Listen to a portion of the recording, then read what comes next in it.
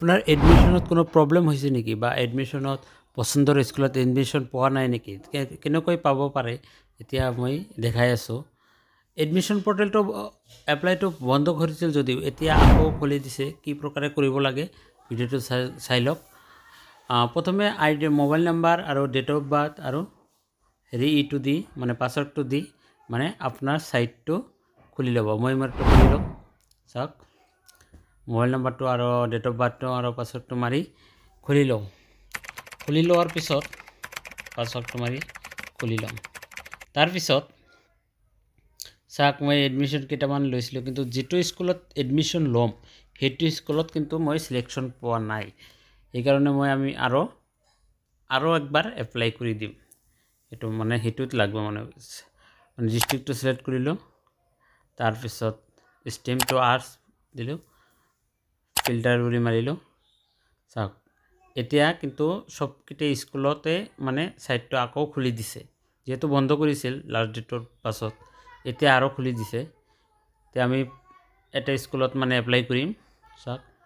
এটো সিজন গ্ৰাম এটো স্কুলত মই এপ্লাই কৰিম এপ্লাই বুলি মাৰি দিম তাৰ পিছত এপ্লাই ফৰ আৰ্টছ ষ্ট্ৰীম এতে আমাৰ সাবজেক্ট বিলাক সেট কৰিম এডভান্স এছামিজ ইকন হিষ্টৰী দিম মই হিষ্টৰী তাৰ পিছত লজিক আৰু পলিটিক্যাল সায়েন্স তাৰ পিছত এছামিজ মিডিয়ামটো সিলেক্ট কৰি এপ্লাই ফৰ এডমিশনত ক্লিক কৰি দিলে চাওক আমাৰ এডমিশন এইটো কিন্তু এপ্লাই হৈ গৈছে এতিয়া আমি এইটোত কিন্তু এই যেটো মই এপ্লাই আছে কৰা আছে হেতুত পুৰা কাটি মই হেতুত লম কিয়নো মই যেটো স্কুলত চান্স পাইছো হেতুত মই এডমিশন হ'বলৈ খোজা নাই মই যেটো স্কুলত এতিয়া এপ্লাই কৰিলো তেতিয়া হেতু স্কুলত মই এপ্লাই কৰিম বা এডমিশন হ'বলৈ খুজি আছো এই কাৰণে এটো নতুনকৈ এপ্লাই কৰিলো কিছুমান প্ৰাইভেটে এনেকৈ মানে অটোমেটিকলি একসেপ্ট কৰি থৈছে এই কাৰণে আমাৰ প্ৰবলেম হৈ আছে এতিয়া কেই তাৰিখলৈকে এটো এপ্লাই কৰিব পাৰিব সাক ডেটটো বাঢ়াই দিছে submission of online application by applicant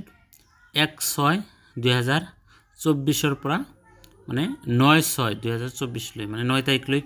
চালু থাকিব তাৰ পিছত স্কুলৰ পৰা কনফাৰ্মেশন পাব 12/6 মানে এইটো তাৰিখৰে এইটো মাহৰে 12 তাৰিখলৈ স্কুলৰ পৰা কনফাৰ্মেশন পাব তে যিসকলৰ প্ৰবলেম আছে এতিয়াই 9 তাৰিখৰ আগতে কৰি লওক আৰু ভিডিওটো ভাল লাগিলে সাবস্ক্ৰাইব কৰি ৰাখিব এনেকুৱা ইনফৰমেশন মানে নটিফিকেশন পাবলৈ